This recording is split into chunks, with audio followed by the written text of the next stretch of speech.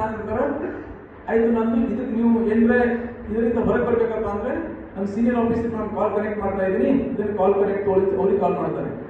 ಆ ಸೀನಿಯರ್ ಅವನು ದೊಡ್ಡ ಕಳ್ಳ, ಅವನು ಈಸನೇ ಬಿಗ್ ಫ್ರಾಡ್ ಸ್ಟಾರ್, ಇವ್ನು ಸಣ್ಣ ಕಳ್ಳ ದೊಡ್ಡ ಕಳ್ಳ, ಅವನಿಗೆ ಕಾಲ್ ಟ್ರಾನ್ಸ್ಫರ್ ಮಾಡ್ತಾರೆ.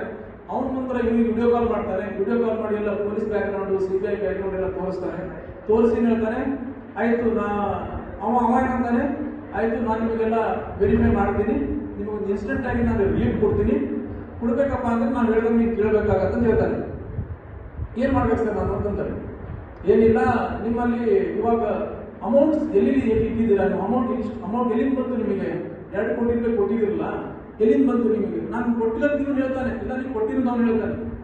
ಅದಕ್ಕೆ ನಿಮ್ಗೆಲ್ಲ ಇನ್ಕಮ್ ಸೋರ್ಸ್ ನಾವು ವೆರಿಫೈ ಮಾಡಬೇಕಾಗತ್ತೆ. ಸೊ ನೀವು ಅಮೌಂಟ್ ಎಲ್ಲಿ ಇಟ್ಟಿದ್ದೀರಾ ಅಂತ ಕೇಳ್ತಾರೆ. ಇವ್ರ ಕಡೆ ಆಸ್ ಸಚ್ ಇವ್ರ ಕಡೆ ಅಮೌಂಟ್ ಇರಂಗಿಲ್ಲ. ಬಟ್ ಈ ಮನುಷ್ಯ ಏನ್ ಮಾಡಿರ್ತಾನೆ, ಯಾವುದೋ ಒಂದು ಸರ್ವಿಸ್ ಇರ್ತಾರೆ, ಶೇರ್ ಮಾರ್ಕೆಟ್ ಅಲ್ಲಿ ಇನ್ವೆಸ್ಟ್ಮೆಂಟ್ ಮಾಡಿರ್ತಾರೆ. ಇನ್ವೆಸ್ಟ್ಮೆಂಟ್ ಮಾಡಿದ ಅಮೌಂಟ್ ಅವ್ರ ಕಡೆ ಇರುತ್ತದೆ ಶೇರ್ ಮಾರ್ಕೆಟ್ ಅಲ್ಲಿ. ಅದು ಎಷ್ಟಿದೆ ಅಂತ ಕೇಳ್ತಾರೆ ಅವರು. 1,50,00,000 ದುಡ್ಡು ಇರುತ್ತೆ ಇವ್ರ ಕಡೆ. ಶೇರ್ ಮಾರ್ಕೆಟ್ ಅಕೌಂಟ್ ಅಲ್ಲಿ 1,50,00,000 ದುಡ್ಡು ಇವ್ರ ಕಡೆ ಇರುತ್ತದೆ. ಅದಕ್ಕೆ ಅವ್ರು ಏನಂತಾರೆ, ನಿಮ್ ಸ್ಟೇಟ್ಮೆಂಟ್ ಕಳಿಸಿ ಅಂತ ಬಿಡ್ತಾರೆ. ಇವ್ನೆಲ್ಲ ಸ್ಟೇಟ್ಮೆಂಟ್ ಕಳ್ಸಿಬಿಡ್ತಾನೆ ಅವ್ರಿಗೆ, ಎಲ್ಲ ಕಳ್ಸಿಬಿಡ್ತಾನೆ. ಅದಕ್ಕೆ ಅವ್ರೇನಂತಾರೆ, ಅವರೆಲ್ಲ ವೆರಿಫೈ ಮಾಡ್ಕೊಂಡಿರ್ತಾರೆ ಇವ್ರ ಅಮೌಂಟ್ ಇದೇನು ಕನ್ಫರ್ಮ್ ಮಾಡ್ಬಿಡ್ತಾರೆ ಅವ್ರು ಏನಂತಾರೆ ಅವಾಗ, ಆಯ್ತು ನಿಮ್ಗೆ ನಾವೇನು ಮಾಡಂಗಿಲ್ಲ, ಇವಾಗ ನಿಮ್ಮ ಕಡೆ ಅಮೌಂಟ್ ಎಷ್ಟಿದೆಯಲ್ಲ ಈ ಅಮೌಂಟ್ನ ನಾವು ಹೇಳಿದ ಅಕೌಂಟಿಗೆ ಟ್ರಾನ್ಸ್ಫರ್ ಮಾಡಿ, this is just for the security purpose ಅಂತ ಹೇಳ್ಬಿಡ್ತಾರೆ. ಇದು ಸೆಕ್ಯೂರಿಟಿ ಪರ್ಪಸ್, ಆಯ್ತು ವೆರಿಫೈ ಮಾಡಿ ಎಲ್ಲ ಇನ್ವೆಸ್ಟಿಗೇಷನ್ ಕಂಪ್ಲೀಟ್ ಆದ್ಮೇಲೆ ನೀವು ನಾವು ಟ್ರಾನ್ಸ್ಫರ್ ಮಾಡ್ಕೊಂಡು ಬಿಡ್ತಾರೆ. ಈ ಮನುಷ್ಯ ಅದನ್ನು ನಂಬ್ಕೊಂಡೇ ಮಾಡ್ತಾನೆ.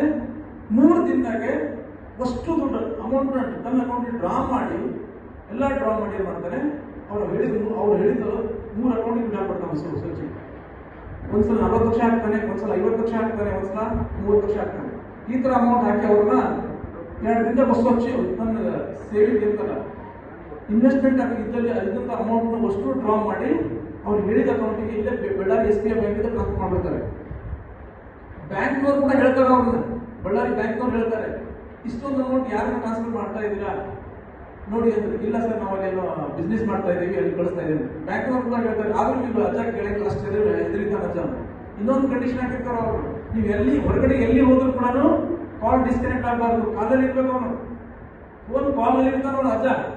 ಅಂದ್ರೆ ಅವರು 1-to-1 ಮಾನಿಟರ್ ಮಾಡ್ತಿರ್ತಾರೆ. ನೀವು ಯಾರು ಹೇಳ್ತಾನೇನೋ ಮತ್ತೇನು ಮಾಡಿ ವಿಡಿಯೋ ಕಾಲ್ ಆನ್ ಮಾಡಿ ಬ್ಯಾಂಕಿಗೆ ಹೋಗ್ಬೇಕಂತ ಅವರು ಆ ಮಟ್ಟಿಗೆ ಅವ್ನು ಹಿಪ್ನೋಟೈಸ್ ಮಾಡಿ ಅಷ್ಟೊಂದು ಭಯ ಪಡಿಸಿ ದುಡ್ಡು ಹಾಕ್ಸ್ಕೊಂಡಿರ್ತಾರೆ.